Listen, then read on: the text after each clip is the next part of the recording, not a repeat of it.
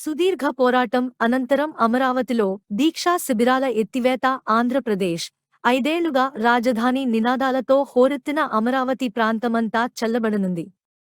అక్కడి దీక్షా శిబిరాలను ఎత్తివేస్తున్నట్లు తెలిపిన నిర్వాహకులు డిసెంబర్ 2019-17న జగన్ 3 రాజధానుల ప్రకటన చేయడంతో అమరావతి ఉద్యమం చేపట్టిన రైతులు ఎన్నో రకాలుగా ఆందోళనలు చేసినా కోర్టుకెళ్లిన వైసీపీ ప్రభుత్వం వెనక్కి తగ్గలేదు. 2024 సార్వత్రిక ఎన్నికల్లో కూటమి భారీ విజయం సాధించడంతో అమరావతి రైతులంతా సంబరాలు చేసుకుని ఉద్యమాన్ని విరమించారు.